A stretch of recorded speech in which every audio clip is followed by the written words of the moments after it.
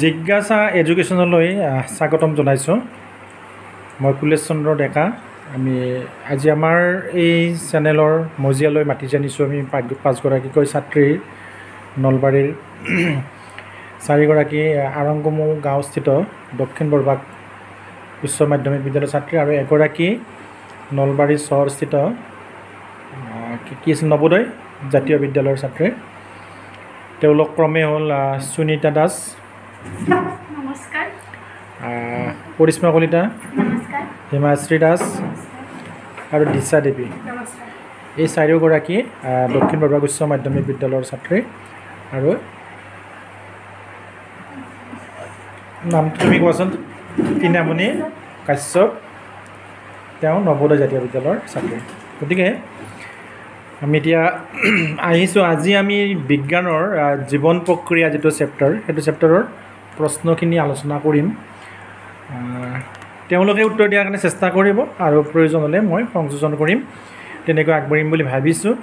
ছাত্ৰ ছাত্ৰীবিলাকৰ উপকাৰত আহিব বুলিও এটা আশা ৰাখিছোঁ। গতিকে আমি প্ৰথম আহোঁ বাৰু জীৱন প্ৰক্ৰিয়াৰ যিটো প্ৰথমখিনি যিটো আমি চেপ্টাৰটোৰ দীঘলীয়া চেপ্টাৰ, প্ৰশ্ন হিচাপে বহুখিনি প্ৰশ্নই হোৱাৰ সম্ভাৱনা আছে। তথাপি আজি আমি যিখিনি পাৰোঁ সেইখিনি আমি কভাৰ কৰাৰ কাৰণে চেষ্টা কৰিছোঁ। খাম বাৰু। আচ্ছা, প্ৰথম আমি দিশা দেৱীক সুধিব খুজিছোঁ, তুমি জীৱন প্ৰক্ৰিয়া বুলিলে কি বুজা বাৰু? আইডিয়া দিলে বাৰু, ডাইৰেক্ট ডেফিনেশ্যন নালাগে বাৰু। জীৱনটো চলি থাকিবৰ বাবে যিবোৰ প্ৰক্ৰিয়াৰ প্ৰয়োজন, যিবোৰ প্ৰক্ৰিয়া বা যিবিলাক কাৰ্যৰ প্ৰয়োজন, নহয় এটাই জীৱন ৰক্ষাৰ বাবে যিবিলাক কাৰ্য অব্যাহত ৰখাৰ প্ৰয়োজন, সেইটোকে আমি কি বুলি ক'ম? জীৱন প্ৰক্ৰিয়া বুলি ক'ম। গতিকে আমি এনেকৈ কি ক'ব পাৰিম যে জীৱ এটাই জীৱন ৰক্ষাৰ বাবে যিবিলাক কাৰ্য অব্যাহত থাকিব লাগে, সেইবিলাক কাৰ্যকে একত্ৰিতভাৱে আমি কৰিছোঁ কি গোটেইখিনি একেলগে আমি কি কৰিম? জীৱন প্ৰক্ৰিয়া বুলি ক'ম।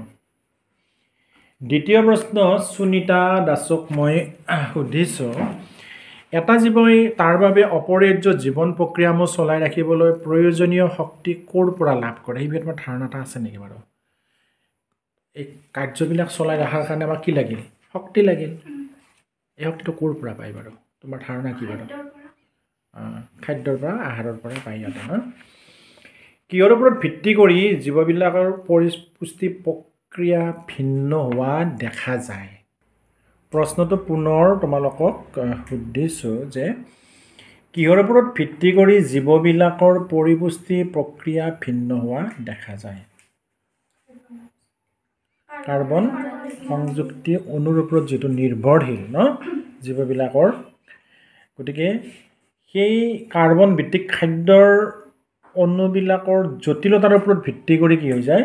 জীৱন প্ৰক্ৰিয়াবিলাক ভিন্ন হোৱা দেখা যায়, বা পৰিপুষ্টি প্ৰক্ৰিয়াবিলাক, জীৱন প্ৰক্ৰিয়া মানে পৰিপুষ্টি প্ৰক্ৰিয়াটো। যেনে ধৰি লোৱা চেলুল'জৰ পাচন প্ৰক্ৰিয়াটো জটিল, দীঘলীয়া।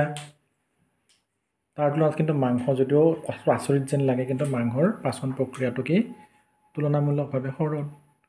সেইকাৰণে কি হ'ল, তোমাৰ ভিন্নতা আহি যাব পৰিপুষ্টিৰ ক্ষেত্ৰতো নহয় জানো? তাৰপিছত জীৱই কিয় শ্বসন কাৰ্য সমাধা কৰে? কি ক'বা তোমালোকে বাৰু? জীৱনটাই জীৱদেহত বিভিন্ন কাৰ্যবোৰ সংঘটিত কৰিবৰ বাবে শক্তিৰ প্ৰয়োজন, আৰু সেই শক্তি শ্বসনৰ পৰা লাভ কৰে।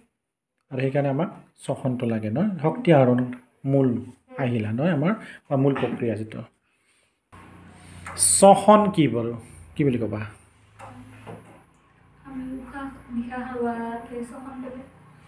চিধা উত্তৰ ন? গতিকে যি প্ৰক্ৰিয়াৰে জীৱ এটাই খাদ্যৰ জাৰণ ঘটাই শক্তি আহৰণ কৰে তাকে শ্বসন বোলে ন? আমি আচলতে শক্তিখিনি পাব লাগিব, তাৰে এই মূল উদ্দেশ্য তাৰমানে। গতিকে আমি খাদ্যৰ জাৰণ ঘটাম নহয়, শ্বসনত যি অক্সিজেন পাম ন, তাৰে পৰা আমি শক্তিখিনি আহৰণ কৰিম। কোৱাচোন, ৰেচন কাক বোলে? ৰেচন মানে কি বুজা তোমালোকে? জীৱন প্ৰক্ৰিয়া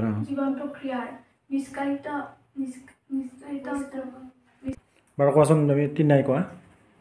জীৱৰ দেহত সংঘটিত হোৱা বৰ্জিত পদাৰ্থসমূহ নিষ্কাশন কৰাটো আমাৰ অত্যন্ত প্ৰয়োজনীয় হয়। এই বৰ্জিত পদাৰ্থসমূহকে ৰেচন ক্ৰিয়া বোলে। বৰ্জিত পদাৰ্থ ক'ত উৎপন্ন হয়, কিয় উৎপন্ন হয়, তোমাৰ সেইখিনি কথা আহিব লাগিব নহয়, যে জীৱদেহত চলি থকা অপৰিহাৰ্য যিবিলাক জীৱন প্ৰক্ৰিয়া, সেই জীৱন প্ৰক্ৰিয়াবিলাক চলি থাকোঁতে যেনে ধৰি লওঁ আমি কি ক'ব পাৰোঁ যে আমাৰ খাদ্যৰ ক্ষেত্ৰতে আমাৰ কি হ'ব পাৰে যে আমি কিছুমান বিশেষ খাদ্য খালে বিশেষ ধৰণৰ কি হ'ব পাৰে বৰ্জিত পদাৰ্থৰ সৃষ্টি হ'ব পাৰে, বা শ্বসনতো ঠিক তেনেকৈ ধৰি লোৱা যে কাৰ্বন ডাই অক্সাইড এটা বৰ্জিত পদাৰ্থ নহয় জানো, প্ৰটিন জাতীয় খাদ্য খালে, নাইট্ৰজেন জাতীয় খাদ্য খালে ইউৰিয়া বা তেনেকুৱা ধৰণৰ পদাৰ্থৰ সৃষ্টি হ'ব পাৰে হয় জানো, ইউৰিয়া এমনিয়া এইবিলাক, গতিকে বা ইউৰিক এচিড সৃষ্টি হ'ব পাৰে, গতিকে এইবিলাক আমি বৰ্জন কৰিব লাগিব, দেহত অলাগতিয়াল।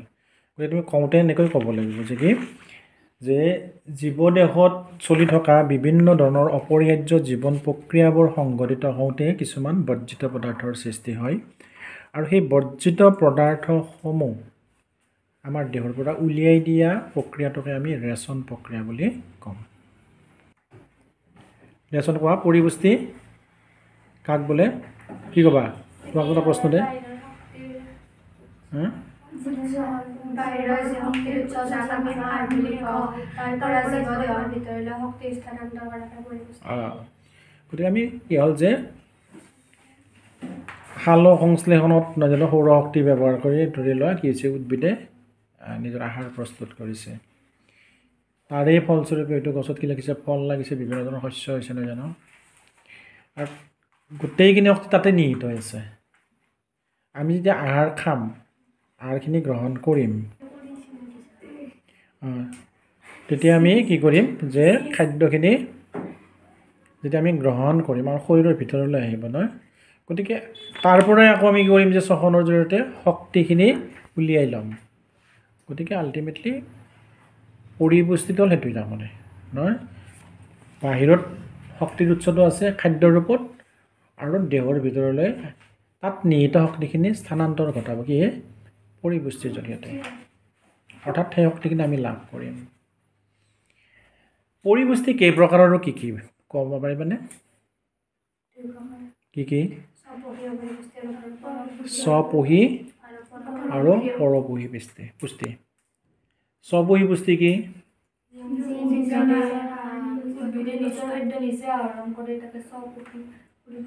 যে উদ্ভিদবিলাকে নিজে নিজৰ আহাৰ প্ৰস্তুত কৰিব পাৰে, সেইটো হ'ব স্বপোষী। এতিয়া কথা হ'ল কি অকল উদ্ভিদে জীয়াই থকা নাই, আমি প্ৰাণীবিলাকো জীয়াই আছোঁ বিভিন্ন ধৰণৰ জানো, সেইটো হ'ব পৰপোষী পুষ্টি নহয়। পৰপোষী পুষ্টি কি বুলি ক'বা?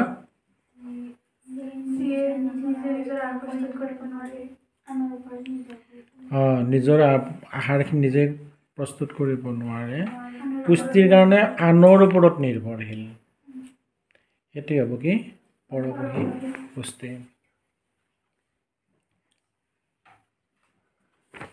স্বপোষী পুষ্টি কোনে সংঘটিত কৰে? সেউজীয়া উদ্ভিদবোৰে। পৰপোষী পুষ্টিত আমি যদি সংজ্ঞা দিব খুজিছোঁ এনেকুৱা ধৰণৰ হ'ব, যি পুষ্টিত জীৱই সেউজীয়া উদ্ভিদৰ অন্য উৎসৰ পৰা আহাৰ গ্ৰহণ কৰি জৈৱ অনুঘটক বা উৎসেচকৰ সহায়ত খাদ্যৰ জটিল অৱস্থাক সৰল অৱস্থালৈ নি তাক দেহে গ্ৰহণ কৰিব পৰা অৱস্থালৈ নিয়ে, সেইটো হ'ব পৰপোষী পুষ্টি। তাৰমানে ইয়াতে নিজে নিজৰ খাদ্য প্ৰস্তুত নকৰে, বেলেগ এটা উৎস ব্যৱহাৰ কৰি সেই আহাৰ গ্ৰহণ কৰি কিছুমান উৎসেচকৰ সহায়ত তাক সৰল অৱস্থালৈ নি দেহে গ্ৰহণ কৰিব পৰা অৱস্থালৈ লৈ যায়, আৰু দেহে সেইবিধ গ্ৰহণ কৰে, আৰু তেনেকুৱা পুষ্টি হ'ল পৰপোষী পুষ্টি। উদাহৰণ আমাৰ কি হ'ব? ভেঁকুৰবিলাক, আমি যে প্ৰাণীবিলাক আছোঁ মানুহকে আদি কৰি, এইবিলাকো হ'ব কি পৰপোষী পুষ্টিৰ উদাহৰণ। পৰপোষী পুষ্টিত প্ৰাণীবিলাক কিহৰ ওপৰত নিৰ্ভৰশীল? যদি কোনোবা উদ্ভিদ আছে, উদ্ভিদো হ'ব পাৰে, কিহৰ ওপৰত নিৰ্ভৰশীল বাৰু? সাধাৰণতে সেউজীয়া উদ্ভিদৰ ওপৰত নিৰ্ভৰশীল নহয় জানো, যিকোনো উদ্ভিদ নহয়, সেউজীয়া উদ্ভিদৰ ওপৰত নিৰ্ভৰশীল। সেউজীয়া উদ্ভিদবোৰে কি প্ৰক্ৰিয়াৰে খাদ্য উৎপাদন কৰে? সালোক সংশ্লেষণ নহয়, সালোক সংশ্লেষণ প্ৰক্ৰিয়াৰে।